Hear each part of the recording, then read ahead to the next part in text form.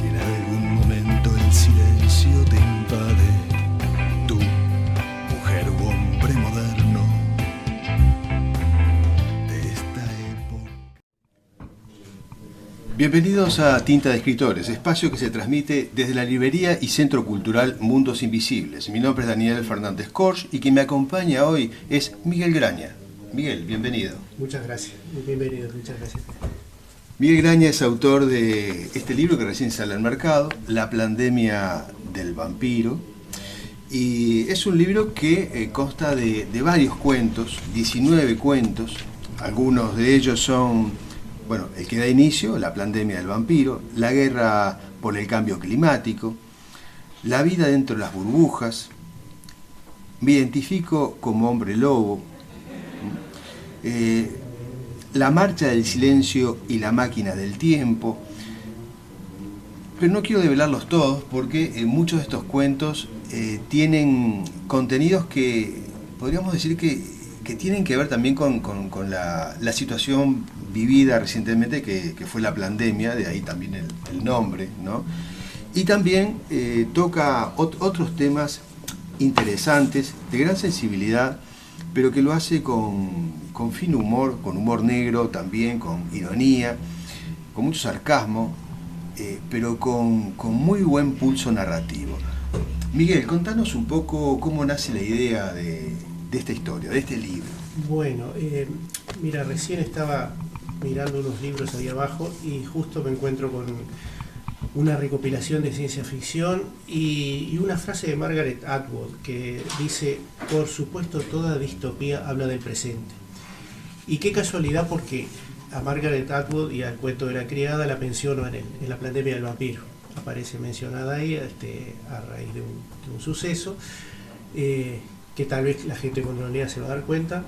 Yo en realidad tenía pensado cuentos que tenían que ver con la contracara u otra versión de la hegemonía narrativa que había, política, sociocultural, y temas como el feminismo, como la ideología de género. Y empieza la pandemia y yo estaba viviendo en San Luis, no había mucho encierro allá porque es un pueblo chico y estoy a una cuadra de la playa y sacaba a pasear a los perros, y se me ocurre aprovechar para escribir justo al invierno, pero empieza a develarse un poco qué había detrás de la pandemia, y me empiezo a informar y empiezo a estudiar. Entonces le decido incorporarle y darle, después de un año y pico de estar escribiendo los cuentos y puliéndolo, darle más protagonismo. El cuento que yo pensaba que era el que iba a dar nombre al libro era Los usurpadores socialistas de Cuervo. Pero veo que tenía otra relevancia y aparte el tema estaba más en el tapete, así que decido agregarle cosas y que fuera el más importante o el que iniciara el libro y le diera el nombre La pandemia del vampiro. Y más o menos todos están cruzados por los temas que todos conocemos de hoy.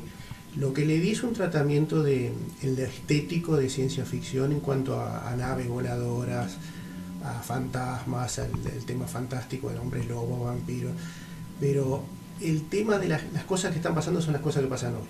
Sí, ese punto es interesante porque cuando uno lee esta obra, que todos los cuentos de alguna forma se van encadenando, también, hay un concepto sí, que lo une, justamente te da esa sensación como que los temas son los que todos conocemos, pero como planteados en un mundo paralelo.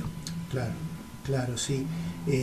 Inclusive en los últimos cuentos hay otro mundo, aparte de este mundo que estamos viviendo, y hay una alternativa, porque siempre hay una alternativa. Una vez que cae una civilización hay otra que se levanta y toma la posta y sigue adelante, y a veces hay una mezcla.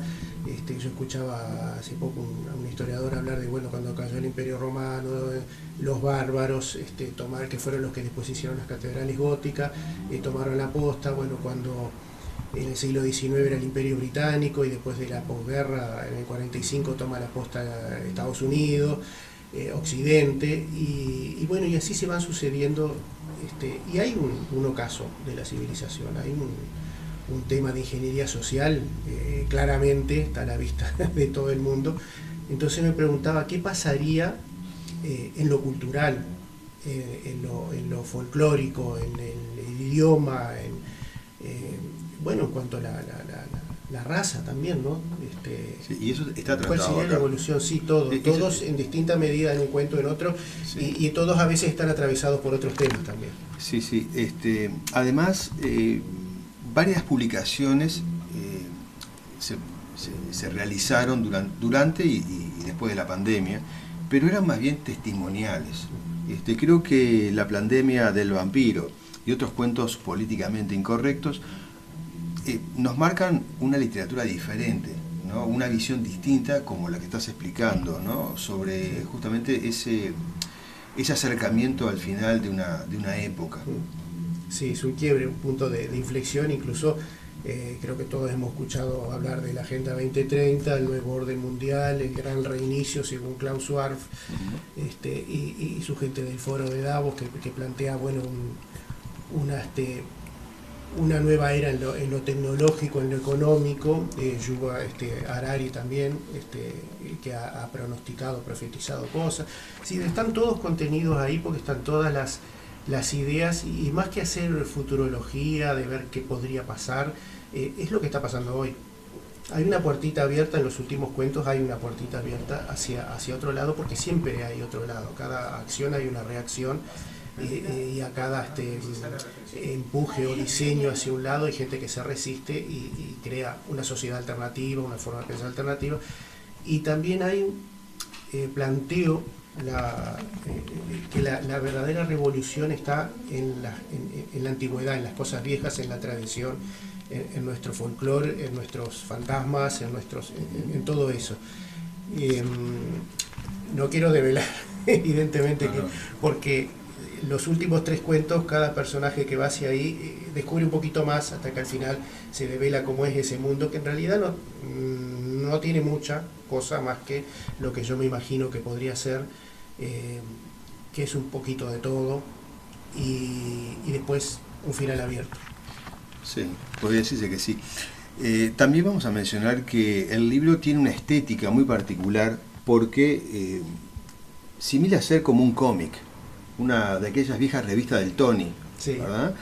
Pero ese espíritu fue buscado intencionalmente por el autor.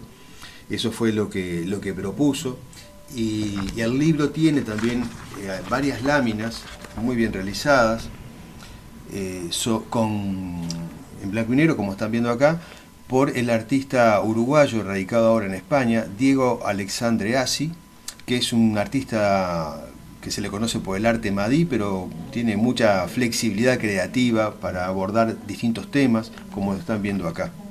Nada que ver con el arte madí, pero refleja el gran artista que es. Y este tipo de láminas que ocupan toda la hoja también está relacionada con esa sensación del cómic, ¿no? Sí, hay citas al cómic, a personajes de cómic, de dibujos animados. Hay muchas citas cinéfilas, hay algunas citas obvias por cuestiones argumentales y obviamente de reconocimiento de si un personaje sueña con una película, bueno, aparece cuál es la película, el pie de página, cuál es el libro al que hace mención, aunque tengo que decir que hay muchas citadas indirectamente o sutilmente, también, ¿no? También. Una situación que a alguien le va a recordar un tema, y bueno, no lo aclaro porque sería como muy grueso, pero se van a dar cuenta. Como acá Drácula, ¿no? Noferatu, ahí está, de las viejas películas, ¿no? De la película de la Hammer de los 70 con Christopher Lee. Sí, sobre todo La danza de los vampiros, el libro, sí. Inclusive aparece mencionada La danza de los vampiros, pero es el viejo afiche de la película de Roman Polanski del 66, si mal no tengo conocimiento. Fue la primera película que me llevó mi papá a ver de terror. Nunca volví a ver una película por el estilo, tomada en broma, el tema de los vampiros y la forma como aparecía. Pero sí gira, o sea, nos mete en ese espíritu, ¿no? Claro. Lo cual también le da una dimensión a la lectura diferente. Sí. Además hay muchas citas, como tú decías, o muchos pasajes que tienen que ver con la realidad, como La fábrica de ataúdes, por ejemplo.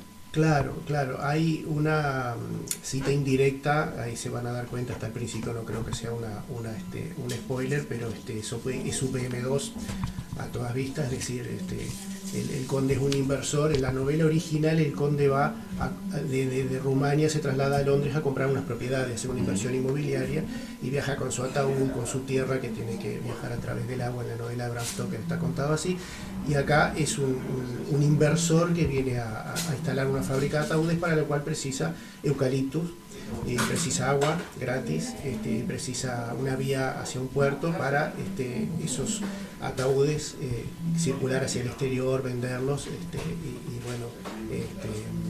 Ahí está implícito lo que dice Graña en este cuento puntual, justamente la ironía que maneja entre la realidad y la ficción, ¿no?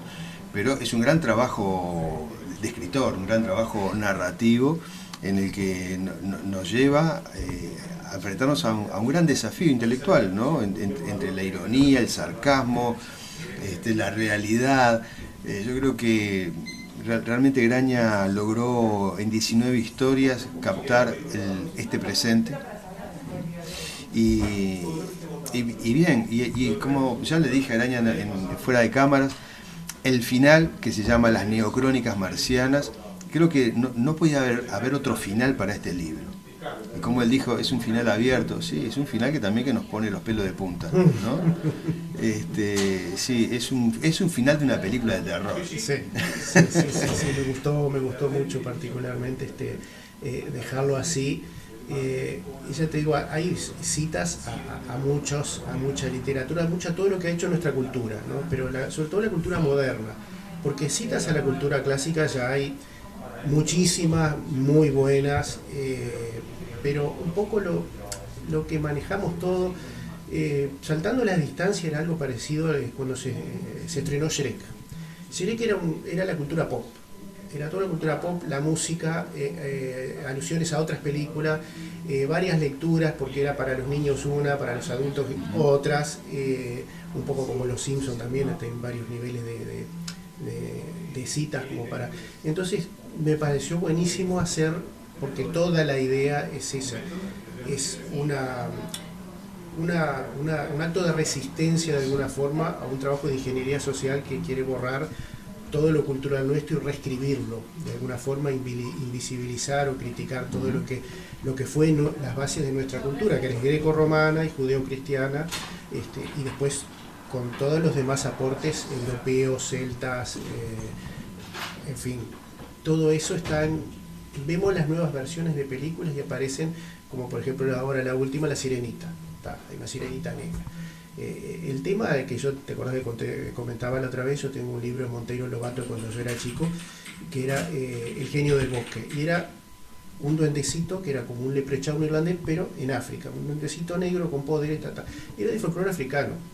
Yo nunca vi y nunca pasó, no creo que a nadie se le ocurra hacer una película del Sassi por un Sassi blanco.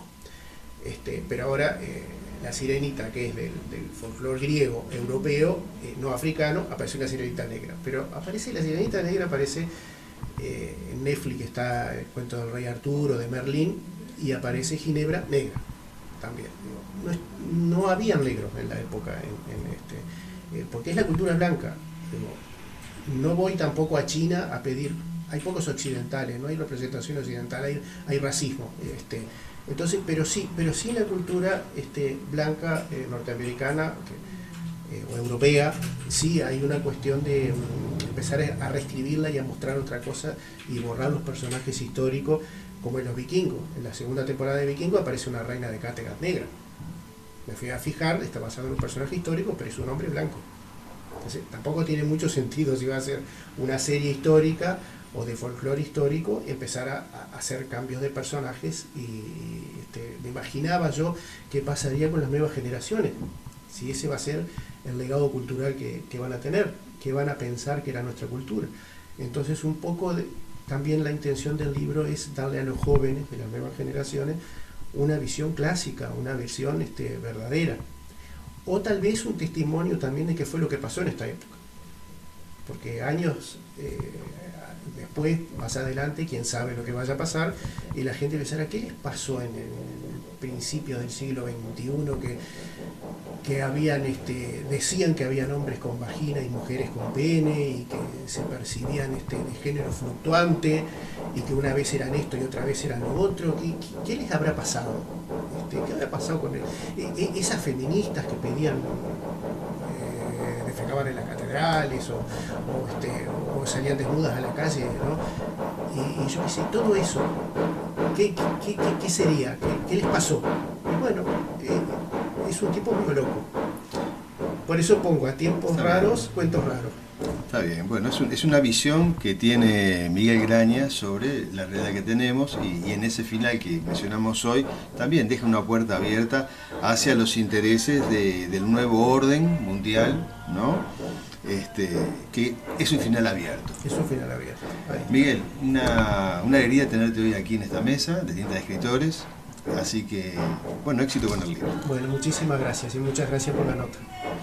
Amigos, nos encontramos en la próxima semana, la próxima entrega de Tinta de Escritores desde la librería Mundos Invisibles. Muchas gracias. Si en algún momento el silencio te invade, tú